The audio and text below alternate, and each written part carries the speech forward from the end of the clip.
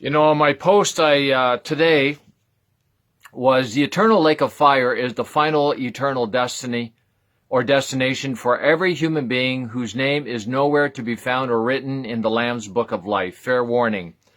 All right. So anyhow, I don't like to talk about some of these things, but you know what? You just have to. And many times these posts, they come to me after I've been praying in tongues, or I'm just meditating the word, or just spending some time with the Lord, laying down.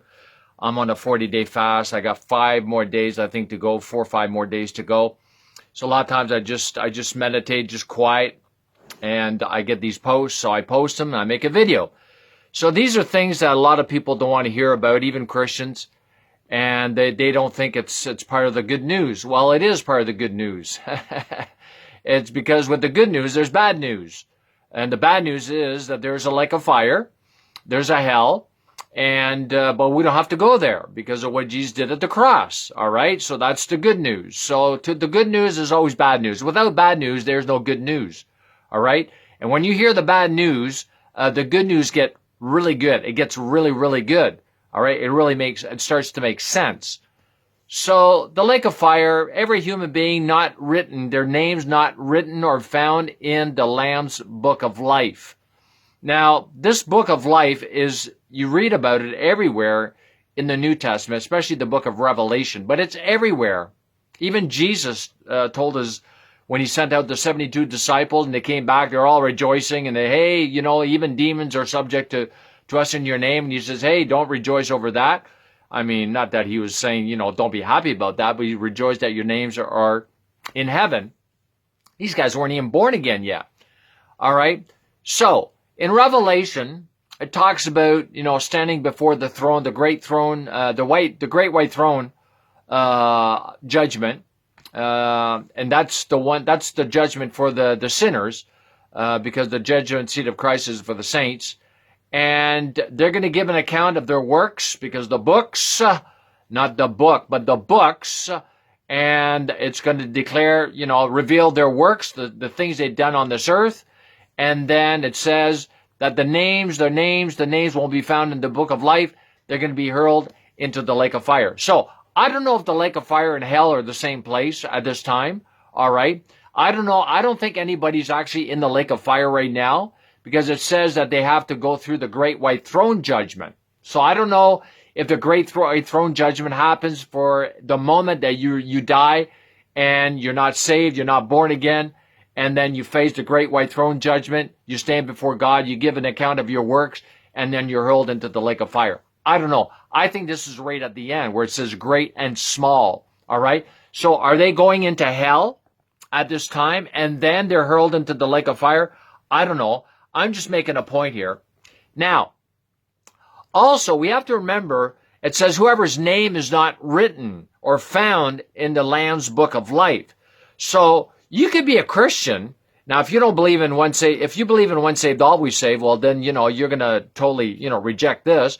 But if, I believe that you can actually walk away from your salvation. Even it says in the latter days, some will depart from the faith. So if they're departing from the faith, they were part of the faith at one time, right? So giving itching ears, the whole thing, teachers, false teachers, demons, doctrines, doctrines, devils teach and all that. It's not good. It is not good, but this is not God's doing. This is man's doing, all right? So we have the choice. We've been given the choice, heaven and hell. And we got to get into the book, and we got to talk more about this.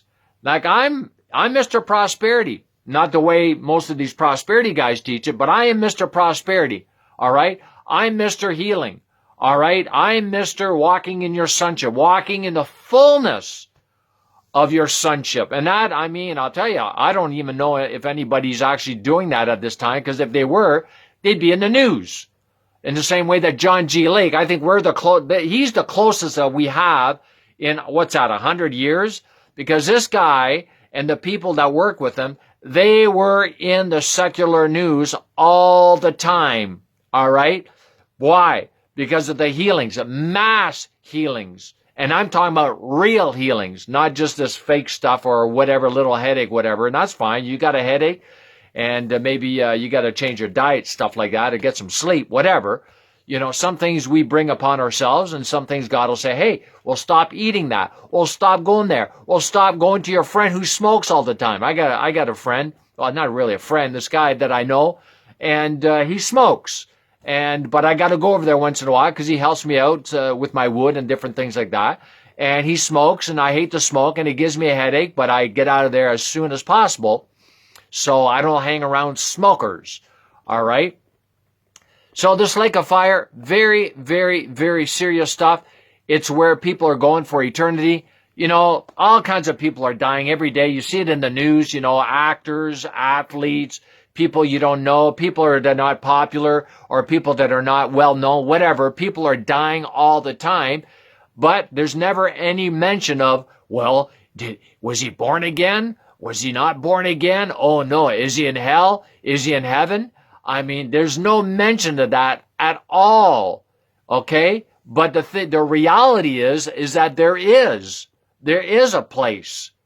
There is eternal destiny once you're dead. It doesn't end after death, all right? It goes on for eternity, one place or another, and you need to make sure that your name is written, found in the Lamb's Book of Life, because if it's not, you're not getting into heaven, and that's all there is to it. And you can argue with God all you want, but trust me, this argument, you are not going to win. And it's not because God is stubborn. It's not because God is dogmatic. It's not because God is hard to get along with. No, he's not like that at all. It's just the bottom line is, hey, you had so many years on this earth to hear my word, to get right with me, and all these different things, and you never took the time. You didn't listen to the preachers. You didn't listen to whoever, your friends who are Christians, whatever. You rejected my salvation for you, and this is the consequences. You reap what you sow. Shalom and amen.